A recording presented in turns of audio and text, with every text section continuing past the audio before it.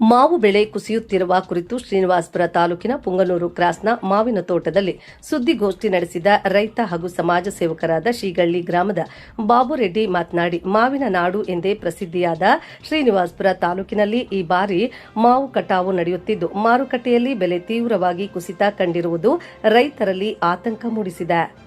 ತಾಲೂಕಿನ ಸುಮಾರು 99% ರೈತರು ಮಾವು ಬೆಳೆಯನ್ನ ನಂಬಿ ಜೀವನ ಸಾಗಿಸುತ್ತಿದ್ದು, ಕಳೆದ 3 ವರ್ಷಗಳಿಂದ ಸತತವಾಗಿ ಇಳುವರಿ ಇಲ್ಲದೆ ಆರ್ಥಿಕ ಸಂಕಷ್ಟ ಎದುರಿಸುತ್ತಿದ್ದಾರೆ. ಶ್ರೀನಿವಾಸಪುರ ತಾಲೂಕಿನಲ್ಲಿ ಸರಿಸುಮಾರು 26,000 ಹೆಕ್ಟೇರ್ ಪ್ರದೇಶದಲ್ಲಿ ಮಾವು ಬೆಳೆಯಲಾಗುತ್ತಿದ್ದು, ಪ್ರತಿ ವರ್ಷ 18 ಲಕ್ಷ ಮೆಟ್ರಿಕ್ ಟನ್ನಷ್ಟು ಮಾವು ಮಾರುಕಟ್ಟೆಗೆ ಸರಬರಾಜಾಗುತ್ತದೆ.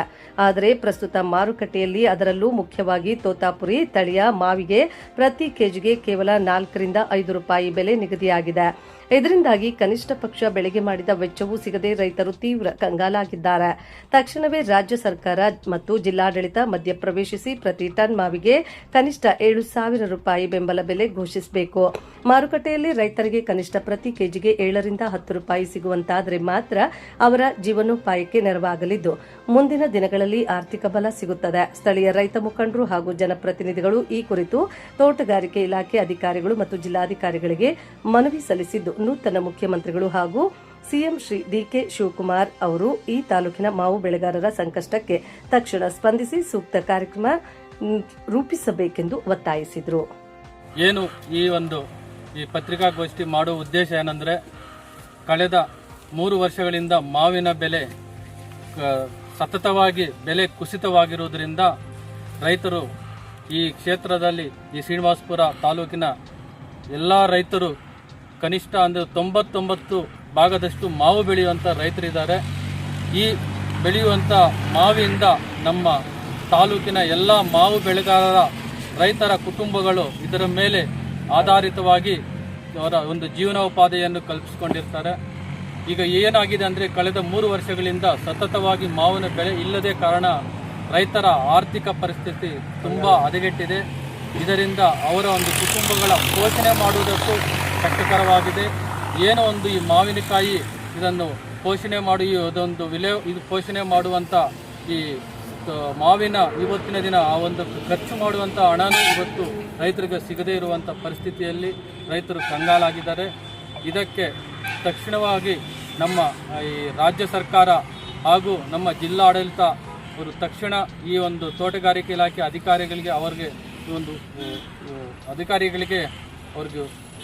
ಒಂದು ಮನವಿಯನ್ನು ಮಾಡುತ್ತಾ, ಈಗಿನ ಪರಿಸ್ಥಿತಿಯಲ್ಲಿ ರೈತರ ಏನು ಆರ್ಥಿಕ ಸಂಕಷ್ಟದಲ್ಲಿದ್ದಾರೆ ಅವರಿಗೆ ಒಂದು ಬೆಂಬಲ ಬೆಲೆಯನ್ನು ಕೊಡುವುದಾಗಿ ನಾನು ಮನವಿ ಮಾಡ್ತೀನಿ. ಹಾಗೆ ಈ ನೂತನವಾಗಿ ಏನು ಕರ್ನಾಟಕ ರಾಜ್ಯದ ಮುಖ್ಯಮಂತ್ರಿ ಆದಂಥ ಸನ್ಮಾನ್ಯ ಶ್ರೀ ಡಿಕೆ ಶಿವಕುಮಾರ್ ಅವರು ತ್ವರಿತವಾಗಿ ನಮ್ಮ ಕ್ಷೇತ್ರದ ನಮ್ಮ ಶ್ರೀನಿವಾಸಪುರ ತಾಲೂಕಿನ ಎಲ್ಲ ಮಾವು ಬೆಳೆಗಾರ ರೈತರಿಗೆ ಅವರ ಸಂಕಷ್ಟಕ್ಕೆ ಅವರಿಗೆ ಸಹಾಯ ಮಾಡುವಂಥ ಕಾರ್ಯವನ್ನು ತ್ವರಿತವಾಗಿ ಮಾಡಬೇಕಂತ ನಾನು ಈ ಸಂದರ್ಭದಲ್ಲಿ ಎಲ್ಲ ನಮ್ಮ ಜಿಲ್ಲಾಧಿಕಾರಿಗಳಿಗೂ ಹಾಗೂ ನಮ್ಮ ತೋಟಗಾರಿಕೆ ಅಧಿಕಾರಿಗಳಿಗೂ ಅವ್ರಿಗೂ ಮನವಿ ಮಾಡುತ್ತೀನಿ. ಮತ್ತು ಇನ್ನೊಂದೇನೆಂದರೆ, ನಮ್ಮ ಕ್ಷೇತ್ರದಲ್ಲಿ 99% ಭಾಗದಷ್ಟು ರೈತರು ಮಾವು ಅವಲಂಬಿತ ರೈತರಾಗಿರ್ತಾರೆ. ಕನಿಷ್ಠ ಸರಾಸರಿ 26,000 ಹೆಕ್ಟೇರ್ ಪ್ರದೇಶದಲ್ಲಿ ಮಾವು ಬೆಳೆಯುತ್ತಾ ಇದ್ದಾರೆ. ಶ್ರೀನಿವಾಸಪುರದಲ್ಲಿ 1,80,000 ಮೆಟ್ರಿಕ್ ಟನ್ನಷ್ಟು ಮಾವು ಮಾರ್ಕೆಟ್ಗೆ ಪ್ರತಿ ವರ್ಷವೂ ಕೊಡ್ತಾ ಇದೆ. ಇದರಿಂದ ರೈತರು ಕಂಗಾಲಾಗಿದ್ದಾರೆ.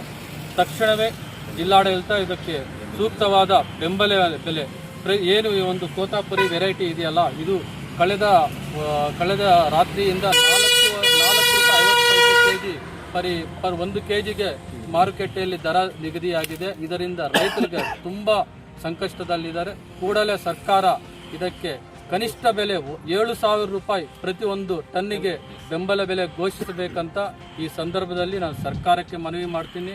ಎಲ್ಲರೂ 7 ರಿಂದ 10 ರೂಪಾಯಿ ಕೊಟ್ಟರೆ ರೈತರಿಗೆ ಅವರ ಜೀರ್ಣೋದ್ಧಾರ, ಅವರಿಗೆ ಮುಂದಿನ ದಿನಗಳಲ್ಲಿ ರೈತರಿಗೆ ಆರ್ಥಿಕವಾಗಿ ಬಲ ಕೊಡುವಂಥ ಕೆಲಸ ಆಗ್ತದೆ. ಇದರಿಂದ ತ್ವರಿತವಾಗಿ ನಮ್ಮ ರಾಜ್ಯ ಸರ್ಕಾರ ಹಾಗೂ ನಮ್ಮ ನಾಯಕರು ಯಾರಿದ್ದಾರೆ, ನಮ್ಮ ಸ್ಥಳೀಯ ರಾಜಕಾರಣಿಗಳು ಯಾರಿದ್ದಾರೆ, ಇದರ ಬಗ್ಗೆ ಕಾಳಜಿ ವಹಿಸಿ ತ್ವರಿತವಾಗಿ ಬೆಂಬಲ ಬೆಲೆ ಸಿಗುವ ಹಾಗೆ ಮಾಡಬೇಕಾದಂತ ನಾನು ಮನವಿ ಮಾಡ್ತೀನಿ. ಒಂದು ಎಕರೆಗೆ ಕನಿಷ್ಠ ಅಂದ್ರೆ ಅದರ ವಿಲೆ ಅದನ್ನು ಏನು ಒಂದು ಅದನ್ನು ನಾವು ಉಳುಮೆ ಮಾಡಕ್ಕೆ ಏನು ಔಷಧಿ ಸ್ಪ್ರೇ ಮಾಡಕ್ಕೆ ಕನಿಷ್ಠ ಅಂದ್ರೆ 35,000 ರೂಪಾಯಿ ಬೇಕಾಗುತ್ತೆ. 30ರಿಂದ 35ರಿಂದ 50,000 ಹೆಕ್ಟೇರ್ 35,000 ರೂಪಾಯಿ ಖರ್ಚು ಮಾಡಿ ರೈತ ಎಷ್ಟು ಫಸಲು ಪಡೀತಾನೆ? ಏನ್ ಸಿಗ್ತಾ ಇದೆ ಇವತ್ತು? ಒಂದು 6ರಿಂದ 7 ಟನ್ ಸಿಗ್ತಾ ಇದೆ. 6ರಿಂದ 7 ಟನ್ ಅಂದ್ರೆ 4,500 ಅಂದ್ರೆ ಟನ್ ಎಷ್ಟಾಗುತ್ತೆ? ಇವತ್ತು ಅದಕ್ಕೆ ಹಾಕುವಂತ ಒಂದು ಬಂಡವಾಳ ಔಷಧ ಬೇರೆ ರೈತರಿಗೆ ಸಿಗ್ತಾ ಇಲ್ಲ. 4 ಸಲ ಹೊಡಿಬೇಕು ಔಷಧ. ಇವತ್ತು ಅದರಿಂದ ಆರ್ಥಿಕವಾಗಿ ರೈತರು ತುಂಬಾ ಕಷ್ಟದಲ್ಲಿದ್ದಾರೆ. ಅವರ ಏನು ಒಂದು ಅವರ ಒಂದು ಕುಟುಂಬದ ಮಕ್ಕಳ ವಿದ್ಯಾಭ್ಯಾಸ ಕೂಡ ಇವತ್ತು ಶಾಲೆ ಶುಲ್ಕವನ್ನು ಪಾವತಿಸುವುದಕ್ಕೂ ತುಂಬಾ ಕಷ್ಟದಲ್ಲಿದ್ದಾರೆ. ಅದರಿಂದ ಸರ್ಕಾರ ಕೂಡಲೇ ನೋಡು, ಈಗೆಲ್ಲ ರೈತರು ಇವರೆಲ್ಲ ನಾನು ರೈತನ, ಇವರೇ ಅಲ್ಲ, ನಾನು ಕೂಡ ಮೂಲತಃ ಇದೇ ರೈತ. ನಾನು ಇದೇ ತಾಲೂಕು, ನಾವು ಮಾವು ಬೆಳಿತೀವಿ, ಎಲ್ಲ ಬೆಳಿತೀವಿ. ಅದರಿಂದ ಆರ್ಥಿಕವಾಗಿ ತುಂಬಾ ಸಂಕಷ್ಟದಲ್ಲಿದ್ದಾರೆ ರೈತರು.